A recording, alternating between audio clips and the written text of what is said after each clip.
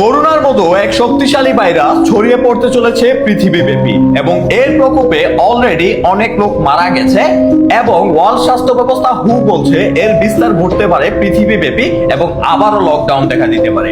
So far, 8 cases have been reported, including 3 deaths. ভাইরাসটার নাম hanta virus.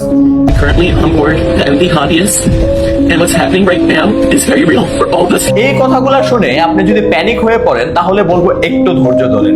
করোনাকে যেইভাবে Bill Gates এবং world স্বাস্থ্য ব্যবস্থা পুরো পরিকল্পিতভাবে বিশ্বব্যাপী ছড়িয়ে দেয় এবং প্রত্যেককে ভ্যাকসিনেট করে, ঠিক সেইভাবে এটাও তাদের একটা পরিকল্পনার অংশ। যারা আমার ভিডিও নিয়মিত দেখেন তারা খুব ভালো করে জানেন যে আমি মাস দেড়েক আগে একটা ভিডিওতে বলেছিলাম যে পুরো পৃথিবীতে আরো একটা ভয়ানক ভাইরাস ছড়িয়ে পড়তে পারে এবং আবারও পুরো পৃথিবীর মানুষকে ভ্যাকসিনেট করতে পারে। সো আপনাদেরকে চাইনিজদের এই বড় ষড়যন্ত্রের একদম ডিটেইলস আপনাদেরকে বলবো। তাহলে চলেন শুরু থেকে ডার্ক রিয়েলিটিটা আপনাদেরকে বলি। হান্টা ভাইরাস যে পুরো পৃথিবীতে ছড়িয়ে পড়বে সেটা সিমসাম কার্টুনের মধ্যে আজ থেকে প্রায় 14 বছর আগেই প্রেডিক্ট করে রাখা হয়েছিল।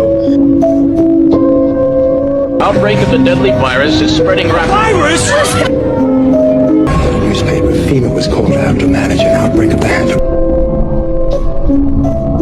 সিজন 23 এপিসোড 90 তে আপনারা যদি খেয়াল করেন সেই জায়গায় দেখানো হয় যে একটা ক্রুজ শিপের মধ্যে একটা ভাইরাস ছড়ায় পড়ে এবং সেই ভাইরাস পুরো পৃথিবী ব্যাপী আস্তে আস্তে ছড়ায় পড়ে এবং মানুষকে তখন ভ্যাকসিনেট করা হয়। এবং ওয়ার্ল্ড ইকোনমিক ম্যাগাজিনের মধ্যে আপনি যদি খেয়াল করেন সেই জায়গায়ও একটা ইনজেকশনের ছবি, ভ্যাকসিনের ছবি। শুধু তাই নয়, যেই বিল গেটস করোনা ভাইরাসকে পরিকল্পিতভাবে ছড়িয়ে দেয় পুরো বিশ্বব্যাপী, যেটা আমরা এক্সট্রিম ফাইলের ঘটনা থেকে প্রুফ পাই যে বিল গেটস এবং ওয়ার্ল্ড স্বাস্থ্য ব্যবস্থা কিভাবে পুরো পৃথিবীব্যাপী করোনা ভাইরাসকে পরিকল্পনা করে ছড়ায় দেয়, বিল গেটস আজ থেকে 5 বছর আগের একটা ভিডিওতে পাওয়া যায়। করোনা ভাইরাস ঠিক যখনই শেষ হয় তখন বিল গেটস বলে, We need to be prepared for the next pandemic.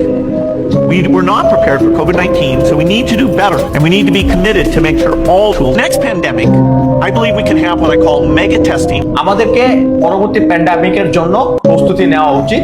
শুধু তাই নয়, বিল গেটস বলে যে এই ভাইরাসটা করোনার থেকেও ডেঞ্জারাস হতে পারে। এখন বিল গেটস হচ্ছে এমন একজন মানুষ যে কিনা চায় যে পুরো বিশ্বের মানুষ মানে লোক সংখ্যা কমে যায় এবং বিগত অনেকগুলো ইন্টারভিউতে সে এই জিনিসগুলো বলছে যে কিভাবে হিউম্যান কন্ট্রোল করতে হবে, যে পৃথিবীর পপুলেশন প্রায় 6 বিলিয়ন, সেটাকে কমিয়ে কিভাবে প্রায় 1 বিলিয়নের কাছাকাছি নিয়ে আসতে হবে। Now, the world today has 6.8 billion people. That's headed up to about 9 billion. Now, if we do a really great job on new vaccines, healthcare, reproductive health services, we could lower that by perhaps 10 or 15%. এটাও বলছে যে এই জিনিসটা কিভাবে করা যায়, যে vaccine, টিকা, এই জিনিসগুলোর মাধ্যমে। 1 এপ্রিল ফুলের দিন আর্জেন্টিনার উপকূল থেকে একটা জাহাজ ছেড়ে যায় প্রায় 150 জন মেম্বার এবং বেশ কিছু ক্রু মেম্বার নিয়ে, এবং বর্তমানে যেটা ভার্ডিয়ান উপকূলে ঘোরাঘুরি করছে কারণ কোনো দেশ তাকে জায়গা দিতে রাজি নয়, বিকজ এই জাহাজের মধ্যে রয়েছে হান্টা ভাইরাস। হ্যাঁ, এটা সেই হান্টা ভাইরাস যে ভাইরাসটার কথা সিমসাম কার্টুনের মধ্যে দেখানো হয় এবং আপনাদেরকে প্রুফ দিয়েছিলাম যে সিমসাম কার্টুন কেন আগে থেকে সবকিছু প্রেডিক্ট করে আমাদেরকে বিভিন্ন ভিডিওর মাধ্যমে দেখায় যে এইগুলা পরবর্তীতে 10-15 বছরের ভিতরে সত্যি হইতে দেখা যায়।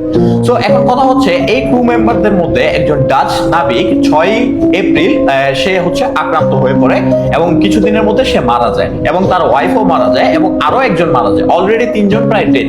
শুধু তাই নয়, আস্তে আস্তে এটা এত বেশি ছড়ায় পড়ে যে এই জাহাজটাকে কোনো উপকূলীয় এলাকায় তাদেরকে জায়গা দিতে রাজি হয় না এবং কোনো দেশও তাদেরকে জায়গা দিতে রাজি হয় না। এখন ঘটনাটা যদি এই জায়গায় আটকে থাকতো তাহলে ভালো হতো, বাট এই ভাইরাসটা অলরেডি ছড়ায় পড়ছে। কিভাবে আপনাদেরকে বলি। 24 এপ্রিল 30 জন প্যাসেঞ্জার সেন্ট হেলিনাতে তারা হচ্ছে নামে এই জাহাজ থেকে এবং সেখান থেকে তারা এই যে নিচে দেওয়া দেশগুলোর নাম দেখতেছেন এই দেশ তাদের নিজ গন্তব্যে পৌঁছে যায়। এখন 2 মে সাউথ আফ্রিকার একটা ল্যাবরেটরিতে চেক করে যে এই ভাইরাস থেকে যে নাবিকরা নামছে তাদের মধ্যে একজন এই ভাইরাসের একটা মারাত্মক ভেরিয়েন্ট মানে এমভি ভেরিয়েন্টে আক্রান্ত অলরেডি। এই যে এমভি ভাইরাস হান্টা ভাইরাসের সবচেয়ে মারাত্মক ভেরিয়েন্ট, যেটা কোভিড এর মতো ছড়ায় পড়ে পার্সন টু পার্সন। সবচেয়ে বড় শকিং কথা হচ্ছে যে বা যারা এই ভাইরাসে আক্রান্ত হয় তাদের মধ্যে মৃত্যুর সম্ভাবনা প্রায় 40%। এখন গত 7 তারিখে কি করা হয়, এখান থেকে বেশ কিছু প্যাসেঞ্জারকে নামানো হয় যারা হান্টা ভাইরাসে আক্রান্ত, তাদেরকে সাউথ আফ্রিকা, নেদারল্যান্ড এবং সুইজারল্যান্ডের বেশ কিছু হসপিটালে যাওয়া হয় চিকিৎসার জন্য। এখন সামাজিক যোগাযোগ মাধ্যমে একটা টুইট খুব বেশি ভাইরাল হচ্ছে, যেটা কিনা 2022 সালে করা, যেই জায়গায় বলা হয়েছিল যে কোভিড শেষ হওয়ার পর হান্টা ভাইরাসের আগমন হবে। মানে বিষয়গুলো অনেকটা কাকতালীয়। দ্যাটস মিন এটা অবভিয়াসলি চাইনিজদের একটা পরিকল্পনার অংশ। এক্সট্রিম ফাইলের ঘটনাগুলা যারা খুব ভালো করে জানেন তারা খুব ভালো করে এই বিষয়টা জানেন যে করোনা ভাইরাস ছড়ায় দেওয়ার পিছনে কিভাবে বিল গেটস, তারপরে হচ্ছে ইলন মাস্ক এবং হচ্ছে ডোনাল্ড ট্রাম্পের হাত ছিল। সেম ভাবে এইবারও ট্রাম্প কি করে, এই যে এই ভাইরাসটা নিয়ে অলরেডি গবেষণা চলতেছিল, এর ফান্ডিং এন্ড গবেষণা পুরোটাই বন্ধ করে দেয়। The last pandemic, the next one could be far more severe. করোনার সময় যারা ভ্যাকসিন নিয়েছিলেন তারা বর্তমানে হারে হারে বাস্তবতা টের পাচ্ছেন যে হার্ট অ্যাটাক রিস্ক কিভাবে বেড়ে গেছে, কিভাবে ক্যান্সার রিস্ক বেড়ে গেছে, কিভাবে শ্বাসনালীজনিত রোগ বেড়ে গেছে।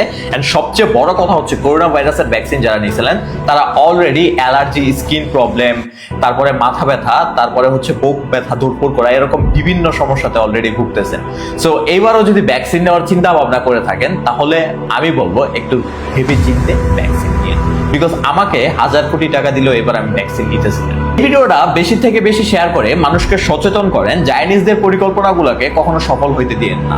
আর এমন ইনফরমেটিভ ভিডিওর জন্য ডেফিনেটলি পেজটাকে ফলো দিয়ে রাখেন, তাহলে নেক্সট আপডেটগুলো কখনো পাবেন না।